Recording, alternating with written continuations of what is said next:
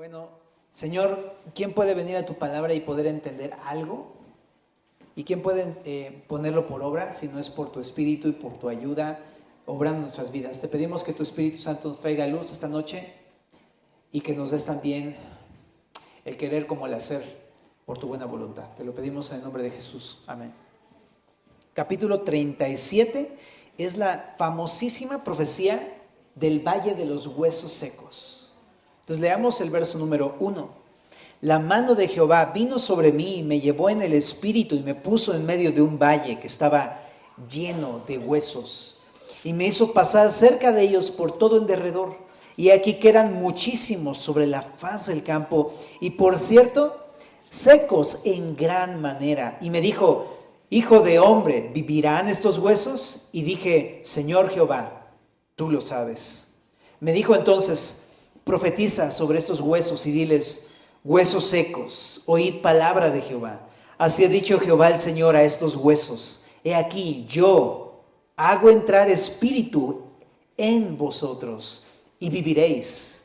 Y pondré tendones sobre vosotros y haré subir sobre vosotros carne y os cubriré de piel y pondré en vosotros espíritu y viviréis y sabréis que yo soy Jehová. Profeticé pues como me fue mandado, y hubo un ruido mientras yo profetizaba, y he aquí un temblor, y los huesos se juntaron cada hueso con su hueso. Y miré, y he aquí tendones sobre ellos, y la carne subió, y la piel cubrió por encima de ellos, pero no había en ellos espíritu. Y me dijo: profetiza al espíritu, profetiza, hijo de hombre, y di al espíritu: así ha dicho Jehová el Señor. Espíritu, ven de los cuatro vientos y sopla sobre estos muertos y vivirán. Y profeticé como me había mandado, y entró espíritu en ellos y vivieron, y estuvieron sobre sus pies un ejército grande en extremo. Me dijo luego: hijo de hombre, todos estos huesos son la casa de Israel. He aquí ellos dicen: nuestros huesos se secaron y pereció nuestra esperanza y somos del todo destruidos. Por tanto, profetiza y diles: así ha dicho Jehová el Señor: he aquí, yo abro vuestros sepulcros, pueblo mío, y os haré subir de vuestras sepulturas y os traeré a la tierra de Israel. Y sabréis que yo soy Jehová cuando abra vuestros sepulcros y os saque de vuestras sepulturas, pueblo mío. Y pondré mi espíritu en vosotros y viviréis, y os haré reposar sobre vuestra tierra, y sabréis que yo hablé y lo hice, dice Jehová.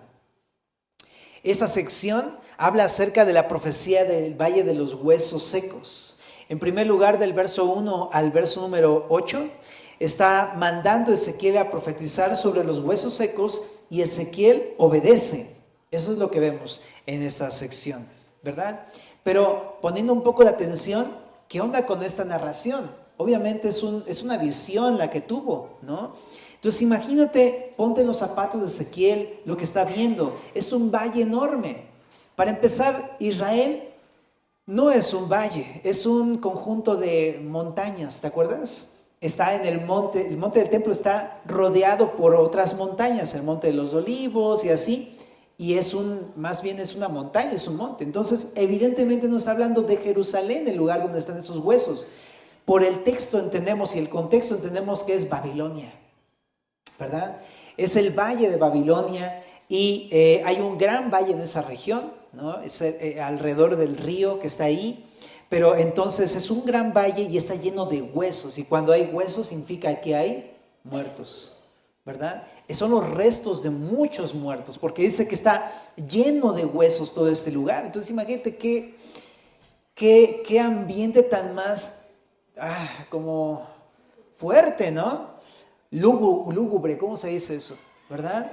O sea, se está en medio de un montón de huesos. O sea, yo ni mis peores pesadillas he tenido como un sueño así, ¿no? Está en medio de puros huesos, ¿no? Y dice que lo hizo pasar cerca de ellos por todo alrededor. Entonces era un gran valle y está viendo un montón de huesos ahí.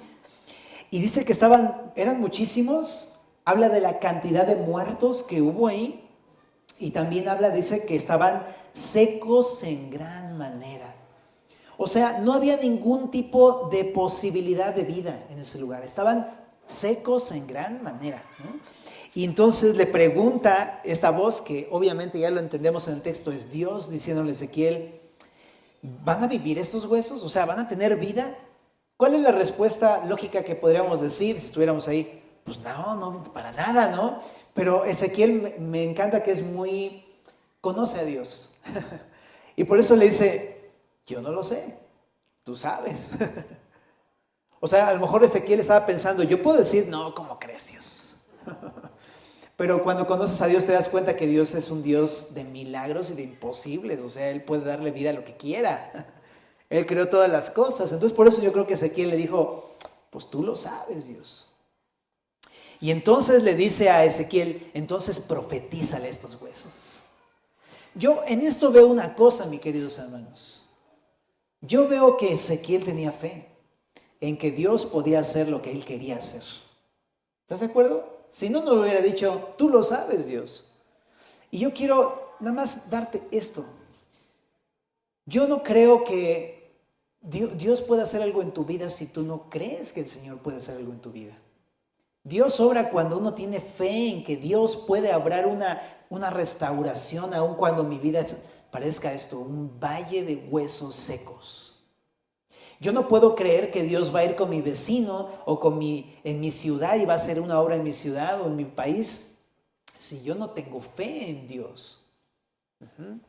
Y creo que esto nos da una pauta. Yo creo que cuando vemos todas las cosas como están, decimos, no, ¿qué va a tener vida esta ciudad? ¿Qué va a tener vida este país? Y no sé qué. Y podemos ponerle un montón de trabas, pero el punto creo que nos lleva a Ezequiel a decir, pues tú sabes, Dios.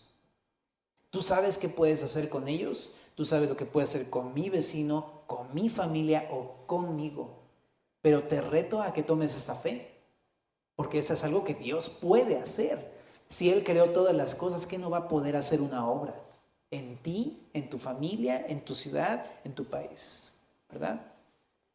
Entonces, vamos aquí, porque dice, le profetiza a los huesos y le dice a los huesos, imagínate que le diga a los huesos, ¿no? Una huesamenta ahí toda arrumbada y les dice, imagínate que le diga, he aquí yo hago entrar espíritu en vosotros y viviréis. Y pondré tendones sobre vosotros y haré subir carne y os cubriré de piel. Y Ezequiel ahí hablándole a los huesos, ¿no? Eso está súper intenso. Pero lo más intenso es que Ezequiel dijo, ok, Dios, lo voy a hacer.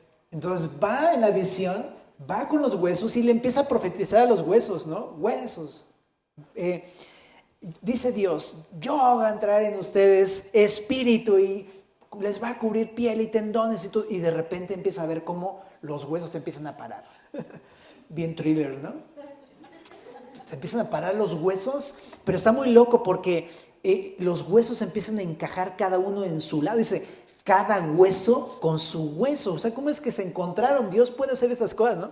Él sabe dónde va cada hueso, ¿sabes? ¿Estás de acuerdo? Entonces, se pone la rótula y no sé qué, y la cadera y pum, los costillas y las vértebras. Y de repente ves que salen tendones debajo. Y de repente la carne va empezando a cubrir todo el huesamento ese. ¿Te puedes imaginar qué intensa visión por Ezequiel? Pero le obedece y Dios empieza a hacer esta obra. Ajá. Y después, algo que vio Ezequiel en el verso número 8 es que estaban los cuerpos parados, de pie, pero no tenían espíritu. Qué cosa tan más rara, ¿verdad? Pero esto de no había espíritu, se da a entender a lo largo de la Biblia la siguiente realidad. Estos cuerpos tenían vida biológica. ¿Ah? O sea, ya estaban vivos, eran pues cuerpos vivos. Dios acababa de levantar estos huesos y les había puesto carne y todo, estaban vivos biológicamente, pero no tenían espíritu. En Génesis capítulo número 2, verso número 7, ¿te acuerdas que cuando Dios creó al hombre le sopló aliento de vida al primer hombre Adán y vivió? Es decir, todo lo que entendemos antes de la caída es que Dios creó a Adán y no solamente le dio vida biológica, sino que además le dio de su espíritu y tenía vida y vida eterna y comunión con Dios, el primer hombre Adán y su mujer, Eva. Pero después de la caída en el capítulo 3, verso 6, donde comieron de este fruto del árbol que Dios dijo que no comieran, entonces entró la muerte y murió su espíritu. Y quedaron alejados de Dios, no podían ya tener acceso a Dios, estaban muertos en el espíritu. Eran solamente hombres con vida biológica y con alma, pero no tenían espíritu. Y yo pienso que por la descripción eso es lo que está sucediendo. Veo un montón de personas con vida biológica, pero no tenían en ellos el Espíritu de Dios.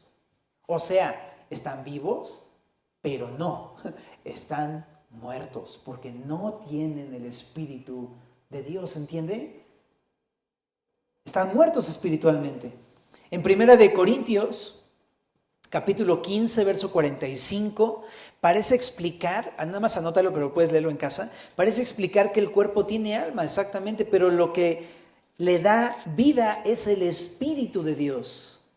Ahí en ese versículo dice, así también está escrito, fue hecho el primer hombre Adán, alma viviente, el postrer Adán, o sea Jesús, espíritu vivificante. ¿Okay? Bueno.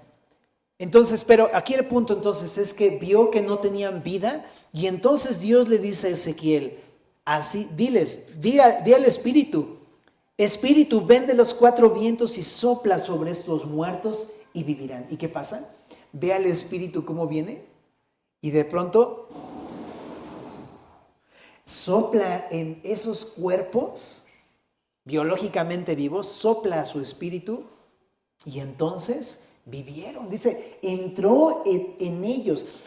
Ahora que la traducción en hebreo es un poco, bueno, en español es un poco como ambigua porque no se entiende claramente, pero esto en hebreo o en griego se entendería mucho más.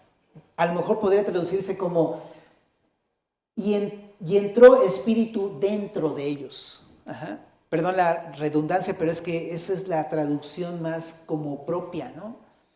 O sea, no solamente es que pasó en ellos el espíritu o algo así, sino que se metió dentro de ellos el espíritu y entonces tuvieron vida. Entonces, qué interesante, ¿verdad? Esta imagen que pone porque sopla este aliento de vida y entonces tienen vida estos cuerpos.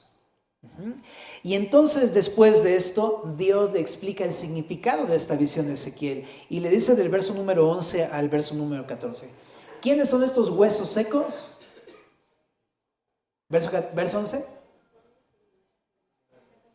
La casa de Israel, correcto, ¿verdad? Ahí dice, estos huesos son la casa de Israel. Son todos los israelitas. Y explica por qué les llama así como, o los puso en la visión como huesos secos. Simplemente porque ellos mismos en Babilonia clamaban y decían, nuestros huesos se secaron. Esto no es algo literal, sino que ellos están clamando, expresando con este lenguaje poético, están expresando lo que sienten. Se sienten secos, se sienten, dice ahí, pereció nuestra esperanza, es decir, se sienten como muertos, no tienen esperanza alguna. Dice, somos del todo destruidos. Así se sienten. No sé, yo me imagino que tú te has sentido así alguna vez. ¿Sabes a qué se refieren estos hombres? Totalmente muertos, destruidos, sin esperanza. Vivos, pero muertos en vida. Thriller. Bueno, no, pero sí, ¿verdad? Muertos en vida. Y entonces eso se lo explica a Ezequiel y le dice, ¿sabes qué? Pero así como pues fue soplado en ellos este espíritu y entró en estos huesos y tuvieron vida, ¿sabes qué, Ezequiel? Yo abro los sepulcros. ¿Qué está diciendo? No está diciendo algo literal meramente que va a abrir como los sepulcros y va a salir así o algo así, ¿no? Sino que está hablando de ellos están en el cautiverio y se están sintiendo como si estuvieran muertos y destruidos como nación. Literalmente una nación tan grande como Israel en aquel entonces fue destruida y se sentían así. Pero lo que está diciendo es, voy a sacarlos de esa tierra. Voy a sacarlos de esas tumbas en las que están metidos, es decir, de Babilonia. Y le está diciendo, y los voy a hacer subir de su sepultura, es decir, voy a volver a darles vida como nación y los voy a traer a la tierra de Israel. Va a traerlos de vuelta a la tierra de Israel. Y entonces cuando los traiga de vuelta se van a dar cuenta que Dios fue el que lo hizo. Dice, sabréis que yo soy Jehová cuando lo haga, ¿no? Cuando abre los sepulcros y los saque de las sepulturas. Y dice, y voy a poner mi espíritu dentro de vosotros y van a vivir. Y van a reposar sobre su tierra y van a saber que yo Jehová hablé y lo hice. Entonces eso se cumplió porque Dios los hizo regresar en la época de Nehemías y Zorobabel, ¿no? Más adelantito. Entonces, esta es la primera visión que vemos en esta parte, pero tiene un sentido muy profundo en el Nuevo Testamento para nosotros, ¿verdad? Primeramente, decir que estos huesos secos son Israel, pero ¿sabes qué? La Biblia enseña, o de alguna manera, si lo podemos ver así sencillo el día de hoy, este mundo es como un mundo lleno es un valle de huesos secos. ¿Me explico? Porque estamos habitando este planeta, hay muchas personas en este planeta, o si lo quieres ver de este país, o de esta ciudad, o de tu casa, o de tu vida, pues a veces pasa eso. Nada más tenemos vida biológica, pero no hay vida espiritual dentro de nosotros. Yo veo realmente la ciudad así, o sea, creo que es muy evidente ver así a todos, pues están vivos, sí, biológicamente, pero no tienen el Espíritu de Dios en sus corazones. ¿Y cómo lo sabemos? Porque no se ve el fruto del Espíritu en sus corazones. Más bien lo que se ve es pura muerte, ¿no? Entonces te das cuenta que nos identificamos como país o como ciudad o como familia a veces puede ser, o incluso como personas. Porque yo puedo decir, sí, mi vida es así. Yo estoy vivo biológicamente, pero mi vida es como si estuviera muerto realmente. No hay nada en mí, hay pura muerte. Todos mis frutos son muerte. No hay nada bueno en mí. Estoy como vivo pero muerto. Entonces, esto sí lo explica la Biblia. Todos nosotros nacemos biológicamente, ¿verdad? Creo. Todos nosotros nacemos biológicamente. Pero, ¿sabes? La Biblia explica que no solamente existe la vida biológica, sino más bien Dios quiere que tengamos la vida que Él da a través de su Espíritu. Y eso lo hemos dicho varias veces, pero en Juan 3:5 es el encuentro de Nicodemo con Jesús.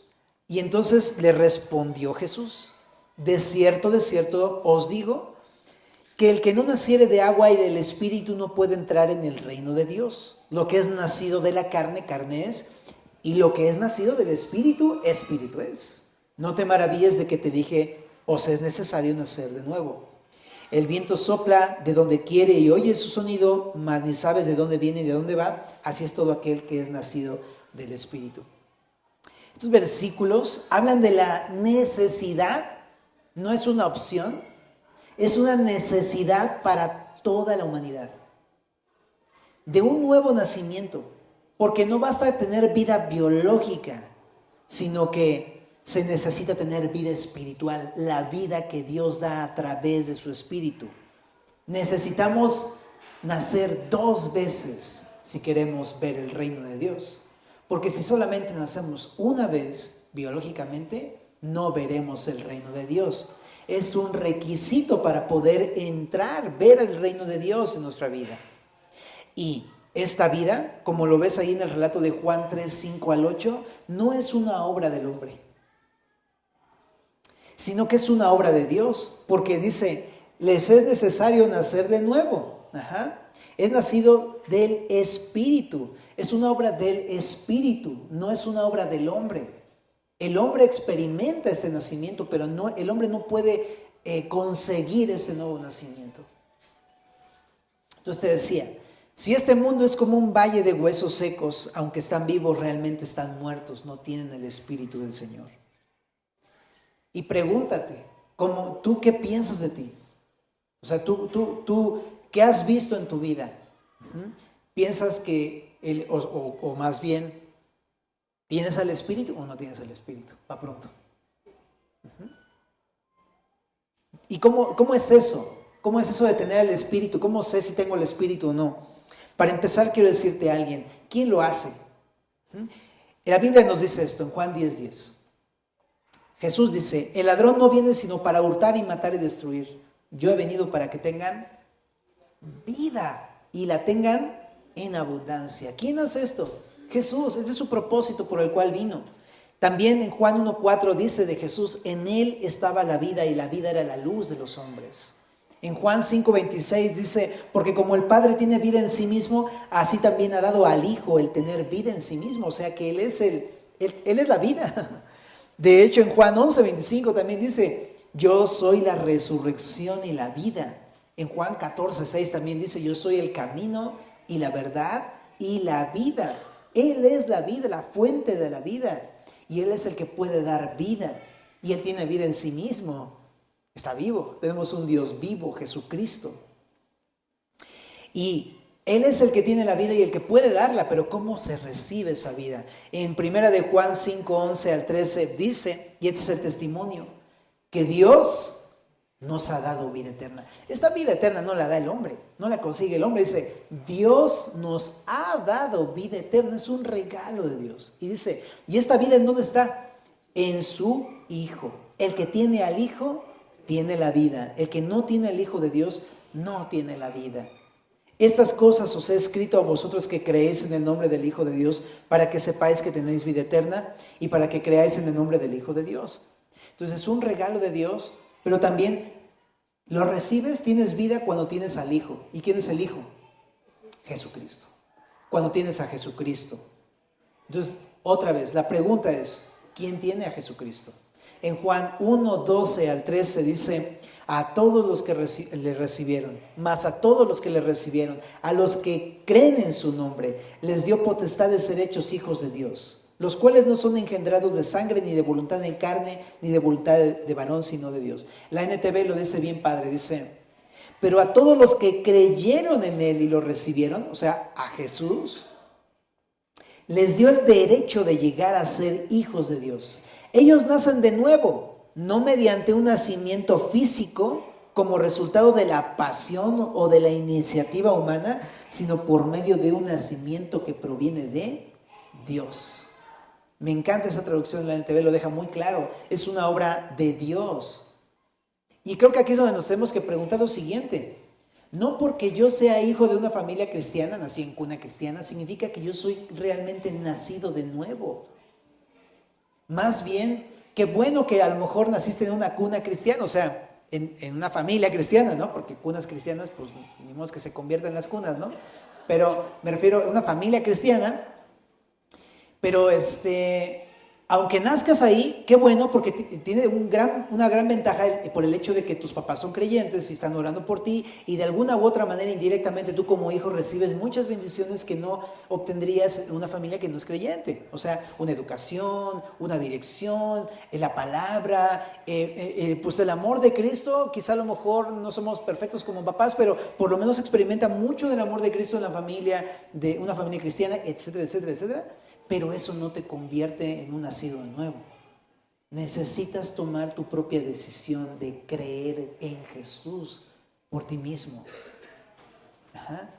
Entonces, a eso se refiere. A los que, dice aquí, a los que creyeron en Él y lo recibieron, les dio derecho de llegar a ser hechos hijos de Dios. Nacen de nuevo no mediante un nacimiento físico, me encanta.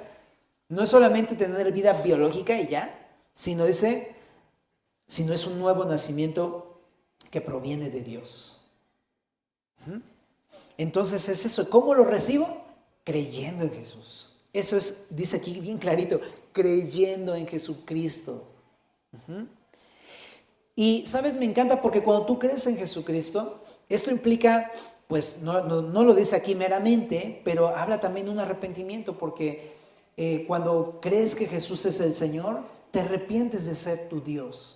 Te arrepientes de tener tu propia vida y de vivir a tu manera y hacer del pecado tu estilo de vida. Te das cuenta que ahora hay un Señor, hay un Dios y quieres seguirlo y crees que Él es. Entonces lo sigues. Entonces por eso hay un arrepentimiento implícito en todo eso. Jesús por eso decía, arrepentíos y creed en el Evangelio. Van de la mano las dos cosas. ¿ok? Pero no solamente, me encanta que uno cree en Jesús, no solamente te da vida eterna en el momento mismo en el que crees, sino también, aparte también, te promete una resurrección futura. Entonces no solamente vida eterna hoy, sino vida eterna para siempre, ¿me explico? Cuando un día dejemos este cuerpo, seremos resucitados. Chécate Juan 5:24, dice, Juan 5:24, también navegantes se lo saben seguro. De cierto os digo, el que oye mi palabra y cree al que me envió, tiene vida eterna y no vendrá condenación, mas ha pasado de muerte a vida. De cierto os digo, viene la hora y ahora es cuando los muertos oirán la voz del Hijo de Dios y los que la oyeren vivirán. Es lo que estamos viendo en Ezequiel, ¿no? Los que la oyeren vivirán. Porque como el Padre tiene vida en sí mismo, así también ha dado al Hijo el tener vida en sí mismo y también le dio autoridad para hacer juicio por cuanto es el Hijo del Hombre. No os maravilléis esto, porque vendrá ahora cuando todos los que están en los sepulcros, ¿qué dice? Oirán su voz, y los que hicieron lo bueno, habla de los que tuvieron fe en Jesús, una fe viva y activa que obra, saldrán a resurrección de vida, mas los que hicieron lo malo a resurrección de condenación. Qué increíble, ¿no? Entonces no solamente es que tengamos vida el día de hoy, sino que seremos resucitados. Es una promesa del Señor Jesucristo. Y aquí en esos versículos habla de la vida. También en Juan 11:25 al 26 habla de la resurrección. Jesús dijo, yo soy la resurrección y la vida. El que cree en mí, aunque esté muerto, vivirá. Y todo aquel que vive y cree en mí, no morirá eternamente. ¿Crees esto, Marta? ¿Lo crees? Eso es lo que dice, ¿verdad, Jesús? Hemos estado viendo hasta ahorita, ¿no?, que esto, cuando crees en Jesús tienes vida. Pero en Ezequiel dice que es por el Espíritu, ¿te acuerdas? Entonces, esto es una obra del Espíritu Santo. Déjame guiarte a 1 de Corintios capítulo número 15.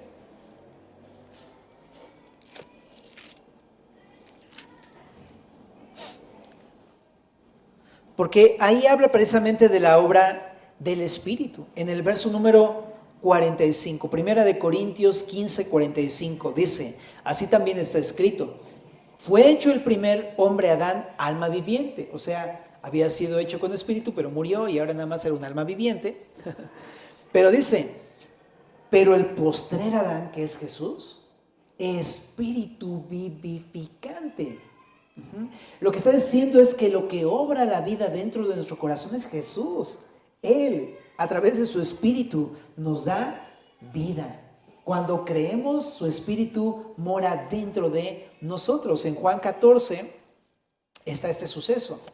Jesús lo anticipó porque decía, yo rogaré al Padre, Juan 14, 16, y os dará otro consolador para que esté con vosotros para siempre, el Espíritu de verdad, al cual el mundo no puede recibir porque no le ve ni le conoce, pero vosotros le conocéis porque mora con vosotros, o sea, al lado de vosotros, y estará dentro de vosotros. Jesús lo había anticipado. Al creer en Jesús, este espíritu vivificante, el espíritu de Jesús, entra en ti, dentro de ti, valga la redundancia, y te da vida, y vida eterna, y vida plena y abundante, y vida eterna para resurrección, para la vida eterna. Todo esto hace el Espíritu de Dios en nosotros. También en Corintios Pablo dice que el Espíritu es como un sello, ¿no? Y cuando nosotros no nos vemos, o sea, como que un sello, ¿no? No tengo ningún tatuaje ni nada, pero Dios ve nuestro corazón y puede ver, dice, ahí está el Espíritu de Dios. Y nos puede identificar precisamente porque mora en nosotros. Y un día, cuando partamos de este cuerpo y dejemos este cuerpo corrupto, que es necesario dejarlo, y dice en 1 Corintios 15, Él va a ver el Espíritu dentro de nosotros y nos va a resucitar. Y nos va a dar un nuevo cuerpo que va a ser, pues, capaz de poder soportar la eternidad y la gloria de Dios. Entonces, qué increíble. Entonces, ¿qué estamos viendo? Pues que necesitamos nacer de nuevo. Necesitamos que el Espíritu nos dé vida. Si tú el día de hoy estás escuchando todo esto y estás como vivo, pero realmente no tienes al Espíritu de Dios, es decir, no tienes a Cristo en tu corazón, es decir, no has creído en Jesús, el día de hoy puedes tomar esta decisión de creer en Jesús. y el Espíritu te va a dar vida. Vida ahora, una vida plena y abundante, pero también la certeza de la resurrección. Cree en Jesús, mi hermano, cree en Jesús. Y por otro lado, también quiero decirte algo si eres creyente, porque pues, estamos los dos, ¿verdad? Pero cuando somos creyentes, ya hemos recibido el Espíritu de Dios, ya tenemos vida eterna, ¿verdad? Pero de repente pareciera como si no tuviéramos esa vida eterna, porque en alguna ocasión la recibimos y era bien glorioso los primeros meses o días o años, y de repente todo parece como que ahora mi vida es un montón de huesos secos. ¿Qué pasó ahí? ¿Qué es lo que nos hace sentir tan mal como la casa de Israel, que decía, nuestros huesos se han secado? Yo lo que veo en el Salmo 32 es la razón. En el verso número 3 y 4 del Salmo 32 dice, mientras callé, se envejecieron mis huesos, en mi gemir todo el día, porque de día y de noche se agravó sobre mí tu mano, se volvió mi verdor en sequedades de verano. Eso se parece demasiado a lo que estamos leyendo. Ya somos creyentes, pero sentimos como si nuestros huesos se secaran. Y gemimos, ¿no? Y todo eso es porque hemos sido llevados cautivos por el pecado a Babilonia, metafóricamente. ¿Me explico? Entonces, lo que yo te quiero invitar es que si tú sientes que eres, si tú dices en tu corazón, yo soy creyente, o sea, sí he creído en Jesús, pero no sé qué pasa porque me siento tan mal. Quiero que te des cuenta de que la razón es el pecado. Y el hecho de no confesar el pecado a Dios y ser honesto con Dios y admitir delante de Jesús, he pecado en esto y he pecado en esto, es lo que me mantiene seco y sin vida, como si estuviera muerto. Y me llama la atención porque solamente es una acción, es venir a Jesús y pedirle perdón. ¿Por qué siendo algo tan sencillo se nos complica tanto y cosechamos las consecuencias en nuestras vidas? ¿Sabes por qué? Porque no nos gusta admitir que somos pecadores. No nos gusta admitir que estamos mal. Porque es la naturaleza humana. El orgullo es parte de la naturaleza humana. Y está tan metida en nosotros que cuando pecamos no es tan fácil venir con Jesús y decirle, está bien, Señor, soy Jacob, soy un mentiroso, engañador, tranza, ¿no? Soy un hipócrita, sí es cierto, Señor. Y no es tan fácil admitirlo. Por el orgullo, porque no nos gusta vernos tal cual somos, familia. Pero yo creo que esto es una invitación para ver, hey, no vale la pena callarte, no vale la pena ocultar eso delante de Jesús. Lo que tengo que hacer es venir con el Señor. Porque mientras callé, se envejecieron mis huesos de mi gemir todo el día. ¿Cuántos días, cuántos meses y cuántos años voy a estar así? ¿No va a ser más fácil venir con Jesús y decirle la neta del planeta de una vez? ¿Verdad? Ahora también, ¿qué necesitamos? No solamente venir y confesar. ¿Sabes qué necesitamos? Cuando venimos y confesamos, eso es bueno, pero nosotros no podemos darnos vida a nosotros mismos. Ni siquiera nuestra confesión nos da vida. ¿Qué nos da vida? El Espíritu. Cuando digo dar vida no significa que hayamos perdido la vida eterna, sino me refiero a ser revivificados. Vivificados, es decir, tenemos vida, pero nos sentimos así todos mal, como muertos. Necesitamos que Jesús nos revivifique, nos devuelva la vida, por decirlo así.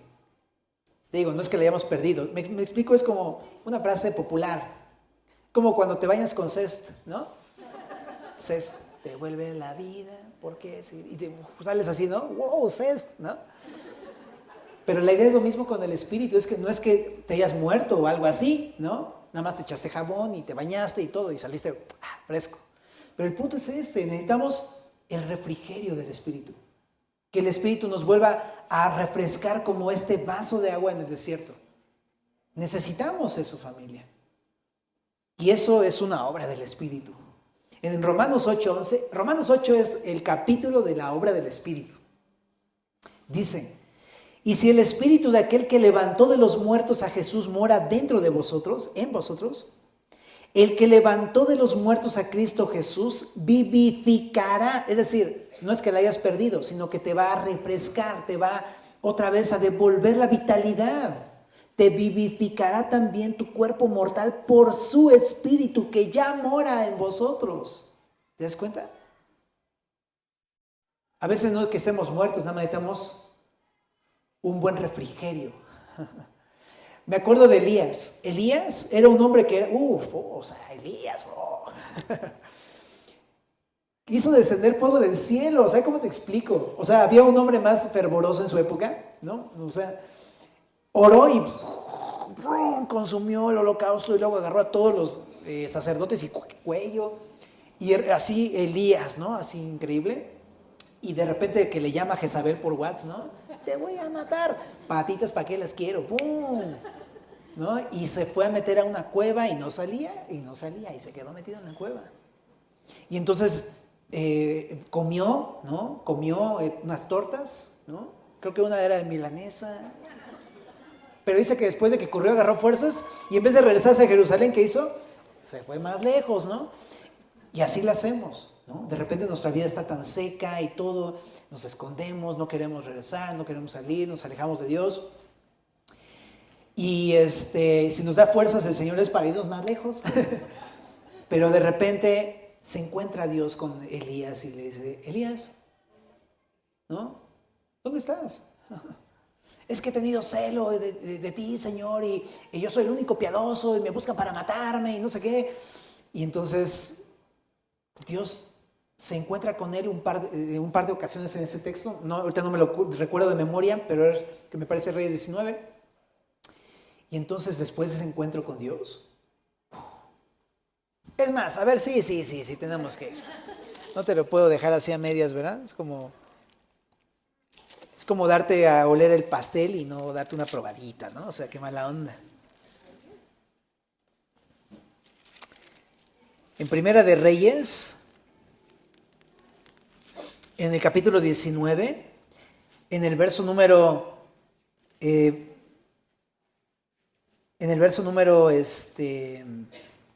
8 dice, se levantó pues y comió y bebió y fortalecido con aquella comida, caminó 40 días y 40 noches hasta Oreteo, que se fue bien lejos. Y allí se metió en una cueva donde pasó la noche y vino a él palabra de Jehová, el cual le dijo, ¿qué haces aquí, Elías? Él respondió, he sentido un vivo celo por Jehová, Dios de los ejércitos, porque los hijos de Israel han dejado tu pacto, han derribado tus altares, han matado a espada a tus profetas, y solo yo he quedado y me buscan para quitarme la vida. Él le dijo, sal fuera y ponte en el monte delante de Jehová. Y aquí Jehová que pasaba y un grande y poderoso viento que rompía los montes y quebraba las peñas delante de Jehová. Pero Jehová no estaba en el viento y tras el viento un terremoto. Pero Jehová no estaba en el terremoto. Y tras el terremoto un fuego, pero Jehová no estaba en el fuego. Y tras el fuego un silbo apacible y delicado. Y cuando lo oyó Elías, cubrió su rostro con su manto y salió y se puso a la puerta de la cueva. Y aquí vino a él una voz diciendo, ¿qué haces aquí, Elías? Y él respondió, he sentido un vivo celo por Jehová, Dios de los ejércitos, porque los hijos de Israel han dejado tu pacto, derribado tus altares, han matado a espada a tus profetas, y solo yo he quedado y me buscan para quitarme la vida. Y le dijo Jehová, ve, vuélvete por tu camino, por el desierto de Damasco, y llegarás y ungirás a Hazael por rey de Siria, a Jehú, hijo de Nimsi, ungirás por rey sobre Israel, y a Eliseo, hijo de Safat, de Abed Meola, ungirás para que sea profeta en tu lugar. Bueno, no vamos a ver Reyes 19, pero lo que pasa es que se presenta primero así el poder y la gloria del Señor, pero no fue hasta que tuvo comunión en lo quieto y reposado cuando pudo encontrar a Dios nuevamente. Y ahí en lo quieto y reposado de su devocional en su cuarto, solito, cerrar la puerta, ahí encontró nuevamente al Señor en comunión. Y eso fue lo que hizo que él pudiera regresar. Y no solamente eso, Dios ahí en ese tiempo de comunión le soltó 3 promesas. Le dijo, no te van a matar, vas a levantar a un hombre que va a hacer una obra bien gruesa ahí en el pueblo de Israel, que se llama Jehú, y aparte voy a levantar a Eliseo. Entonces, y a ti ya te voy a llevar conmigo. Entonces, vámonos, de vuelta. ¿Y sabes por qué te lo digo todo esto? Porque no es hasta que tenemos otra vez este refrigerio de Dios que podemos volver otra vez a experimentar el poder del Espíritu en nuestras vidas y otra vez estar vivos. ¿Me explico? Y es una obra del Espíritu. Es una obra del Espíritu. Pero yo lo que veo aquí en el pasaje de Elías es, pero lo puedo encontrar. ¿Sabes? No lo vas a encontrar en el estruendo de la alabanza en la iglesia. No lo vas a encontrar en la muchedumbre de milagros y de señales que luego suceden. Y no lo vas a encontrar así en los magnos eventos. Lo vas a encontrar en lo quieto y reposado de tu cuarto. Cuando tú dices, ya Señor, te postras de rodillas, te pones a clamar en tu cuarto y ahí lo encuentras. Y es cuando tú encuentras al Señor, tú sabes lo que se siente, ¿verdad? Te das cuenta que ahí está Él y tú y no hay nada más. Y Él te da promesas, te habla con su palabra, te fortalece, te reenfoca, te ayuda, te levanta, te da instrucciones y vámonos de vuelta. Entonces es así, familia. Necesitas buscar al Señor, necesitamos buscar al Señor. En segunda de Corintios 3, 4 y 6 dice, y tal confianza tenemos mediante Cristo para con Dios, no que seamos competentes por nosotros mismos para pensar algo como de nosotros mismos, sino que nuestra competencia proviene de Dios, el cual asimismo nos hizo ministros competentes de un nuevo pacto, no de la letra, sino del Espíritu, porque la letra mata, pero el Espíritu vivifica. El nuevo pacto en el que estamos hoy con Cristo se trata de un pacto en el que el Espíritu, Él nos prometió darnos su Espíritu, el cual nos vuelve a dar vida para que podamos experimentar la mano de Dios en nuestras vidas.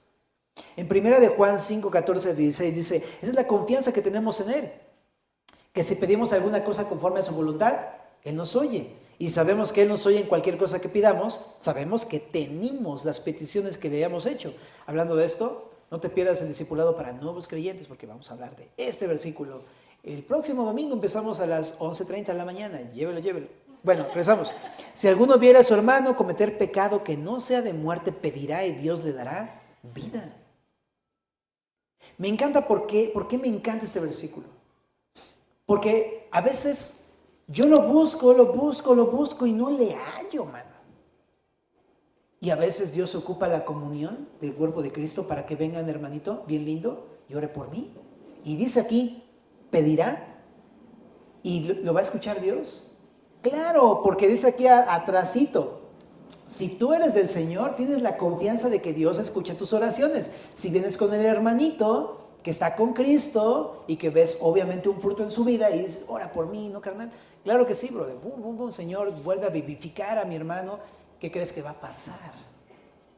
Dios va a escuchar la oración de tu hermano y Dios te va a vivificar. Dice, Dios le dará vida. No es que haya perdido la vida, habla de revivificar, de darte otra vez un refrigerio espiritual. Me encanta porque esto me lleva a la necesidad de, tengo que abrirle mi corazón a mi hermano. Hermano, estoy seco. ¿Puedes orar por mí? ¿Me explico? Y oran y vida, otra vez vivificar. Yo muchas veces me ha pasado que, bueno, no muchas veces me ha pasado, pero sí al menos me acuerdo de 2 o 3 veces que he ido con el pastor Fermín. Tengo que decirte algo, pastor Fermín. ¿Qué pasó, Josué? ¿Quieres hablar conmigo? Sí. Ya me conoce, ¿no? Te digo que ya. Entonces ya voy con él y ora por mí. Siempre me acuerdo. Esa oración ha sido para mí muy interesante. Señor, dale vida, Josué. Y yo así, me he quedado pensando así, ¿qué quiere decir con eso? ¿Que no soy creyente? No, sí. Lo que está diciendo es, Dios, dale otra vez vitalidad a su corazón, ¿no? Entonces, familia, piensa en que necesitamos de los hermanos. Piensa que tienes una iglesia que puedes decirle, ora por mí, brother, necesito esto, por favor. Y nada más hay una aclaración, nada más para que quede claro el punto, porque dice ahí, esto es para los que cometen pecado que no sea de muerte. Hay pecado de muerte por el cual yo no digo que se pida. Entonces, caray, o sea, ¿cómo? ¿Hay pecados que no me matan? No, eso no es, hay que leerlo en el contexto, ¿ok? La Biblia dice que la paga del pecado es muerte. Entonces, todos los pecados nos llevan a la muerte, eso es la realidad. De lo que habla aquí precisamente en el contexto es de la incredulidad. Si una persona no cree en Jesús y se niega a creer en Jesús, aunque tú pidas por esa persona, bro,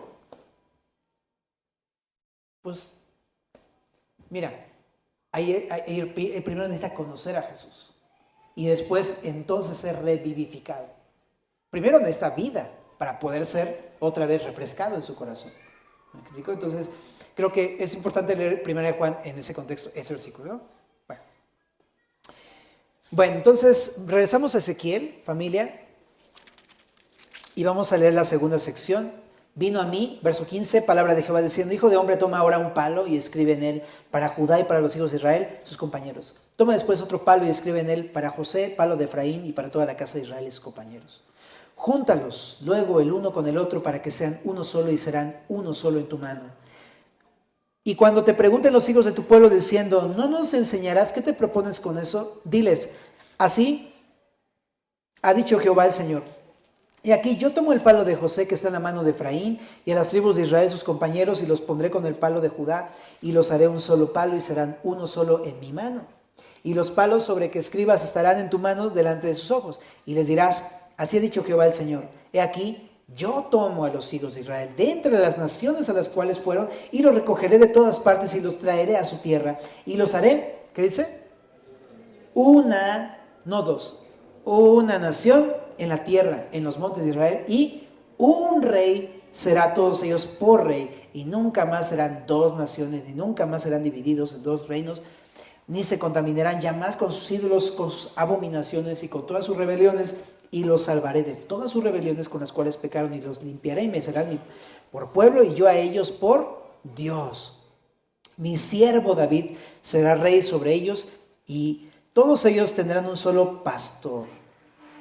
Igual, un pastor, no dos, sino un pastor, ¿no? Dice: y andarán en mis preceptos y en mis estatutos guardarán y los pondrán por obra. Habitarán en la tierra que di a mi siervo Jacob, en la cual habitaron vuestros padres. En ella habitarán ellos, sus hijos y los hijos de sus hijos. ¿Cuándo dice? Para siempre. Y mi siervo David será príncipe de ellos para siempre.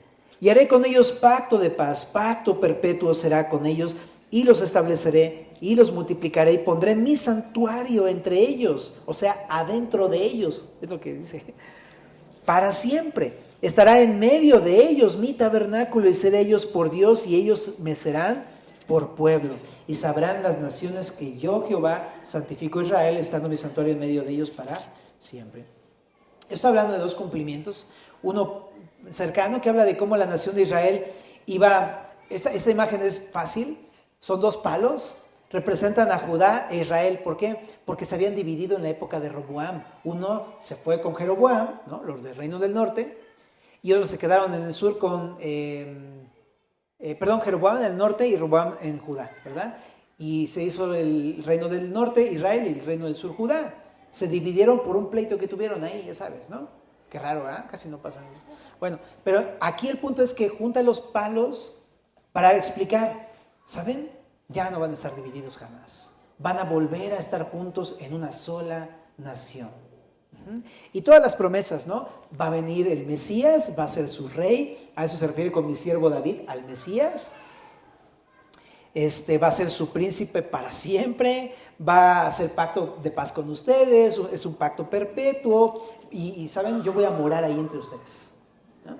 Eso el día de hoy todavía no se cumplió parcialmente cuando vino Jesús, pero no lo reconocieron, pero va a regresar y ya falta poquito porque ya están a punto de hacer la paz ahí, todas las Naciones Unidas y todo ese rollo en Medio Oriente, entonces nos falta mucho. Bueno, no sé, nada más digo. Pero el punto está en que eso se va a cumplir en el futuro cuando regrese el Mesías. Bueno, pero ¿qué hay para nosotros, familia? No solamente el Señor nos viene a dar vida, ¿no? Él vino a crear un cuerpo en unidad, la iglesia. Ya no se trata de dos pueblos, judíos y gentiles. Ahora se trata solamente de un pueblo creado por Dios, la nueva humanidad de la cual habla Pablo en Efesios. ¿Te acuerdas que leímos eso? Entonces en Efesios 2:13 dice: pero ahora en Cristo, vosotros que en otro tiempo estabais lejos, habéis sido hechos cercanos por la sangre de Cristo, porque Él es nuestra paz, que de ambos pueblos hizo uno, derribando la pared intermedia de separación, aboliendo en su carne las enemistades, la ley de los mandamientos expresados en ordenanzas, para crear en sí mismo de los dos un solo y nuevo hombre, o en una traducción dice una sola y nueva humanidad, matando en ella las enemistades, o sea, la iglesia. Y vino y anunció las buenas nuevas de paz a vosotros que estabais lejos y a los que estaban cerca, porque por medio de él los unos y los otros tenemos entrada por un mismo, ¿qué dice? Espíritu al Padre. Así que ya no sois extranjeros ni advenedizos, sino conciudadanos de los santos y miembros de la familia de Dios. Me encanta que esto el día de hoy todavía no se ve, porque los judíos, aunque dicen, son los justos entre las naciones, son amigos, pero realmente no los consideran parte de su mismo pueblo, pero un día, familia, va a llegar el cumplimiento de esta profecía por completo y vamos a ser un solo pueblo para siempre. Bueno, de hecho ya somos nada más la iglesia, punto. Y en la iglesia hay judíos y hay gentiles. Okay. En Juan 17 Jesús oraba por esto, ¿no? Juan 17 dice,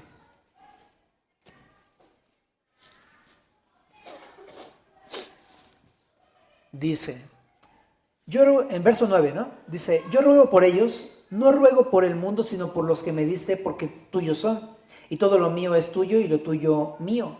Y he sido glorificado en ellos. Y ya no estoy en el mundo, mas estos están en el mundo y yo voy a ti, Padre Santo. A los que me has dado, guárdalos en tu nombre para que sean uno, así como nosotros. Cuando estaba con ellos en el mundo, yo los guardaba en tu nombre. A los que me diste yo los guardé, y ninguno de ellos se perdió, sino el hijo de perdición, para que la escritura se cumpliera. Pero ahora voy a ti y hablo esto en el mundo para que tengan mi gozo cumplido en sí mismos. Yo les he dado tu palabra, el mundo los aborreció porque no son del mundo como tampoco yo soy del mundo. No ruego que los quites del mundo, sino que los guardes del mal. No son del mundo como tampoco yo soy del mundo. Santifícalos en tu verdad, tu palabra es verdad. En el verso 20, vamos a saltar tantito, dice, mas no ruego solamente por eso, sino también por los que han de creer en mí por la palabra de ellos, para que todos sean uno, como tú, oh Padre, en mí y yo en ti, que también ellos sean uno en nosotros, para que el mundo crea que tú me diste. Básicamente lo que dice el Señor es, nos ha creado para que estemos juntos. Eso, entonces nos da un nuevo nacimiento, pero nos da una familia, está impresionante. Nos da una familia y tenemos un padre. En Efesios capítulo número 4, dice, fíjate. También lo vimos, ¿no? Es que, híjole, nada más voy a ser bien breve ahí, pero... Dice, yo pues preso en el Señor, os ruego que andéis como es digno de la vocación con que fuisteis llamados. Me suena como que vimos este versículo. Me suena. El domingo. Con toda humildad y mansedumbre, soportándonos con paciencia los unos a los otros en amor, solícitos en guardar la unidad del Espíritu en el vínculo de la paz. Dice, ¿qué somos? ¿Un cuerpo? ¿Un espíritu? ¿No? Dice, también tenemos una misma esperanza de vuestra vocación, un Señor, una fe, un bautismo, un Dios y Padre de todos. Entonces es lo mismo exactamente. El Señor quiere que pues mantengamos la unidad del Señor. Así que familia, toda esta profecía de la reunificación de estas dos varas, lo que nos muestra es que Dios quiere que estemos unidos como familia de Dios, ¿vale? Y Él es nuestro Rey ahora el día de hoy, ¿verdad? Es un Señor para todos nosotros. En Apocalipsis llama a Jesús el Rey de Reyes. Él es nuestro Rey, pero también es nuestro pastor, ¿verdad? En Juan capítulo 10 decía Jesús, yo soy el buen pastor. Así que tenemos un Rey, un Señor, un Dios, un pastor, y ese es Jesucristo, ¿vale? Entonces, pues hasta aquí vamos a quedarnos en esta noche. Vamos a hacer una oración para terminar. Te invito a que te pongas de pie, familia. Señor, muchas gracias por tu palabra. Te pedimos para que tú produzcas el fruto de tu Espíritu en nosotros, por favor. Si alguno de mis hermanos el día de hoy está quebrantado, seco en su corazón, te rogamos para que tú traigas vida con tu Espíritu. Señor, te rogamos que tú derrames de tu Espíritu y traigas vida otra vez, Señor. Si somos como un cuerpo muerto, te rogamos para que tú traigas vida a este cuerpo de Xochimilco, Señor. Que nos traigas vida a nosotros también, Señor. Quizás nos sentimos así hoy. Vivifícanos, te lo rogamos, Señor. Ya que estás por ahí, por favor, escoge a alguien, ¿no? Y ora por tu hermano, ¿no? Así como con mucho respeto, ora por tu hermano, pon tu manita en el hombro y ora por esa persona y dile: Señor, te suplico para que tú traigas vida a mi hermano una vez más, que tú vivifiques su vida. Si se ha sentido abatido, seco, sin fruto, llénale de tu espíritu, Señor Jesús, porque la palabra dice que es obra de tu espíritu, Señor. Y nosotros venimos a clamar para que tú derrames tu espíritu sobre él. Te lo suplicamos, Señor. Y te agradecemos porque confiamos y creemos en que tus promesas son ciertas y son para nosotros, tu familia. Gracias, Señor Jesús.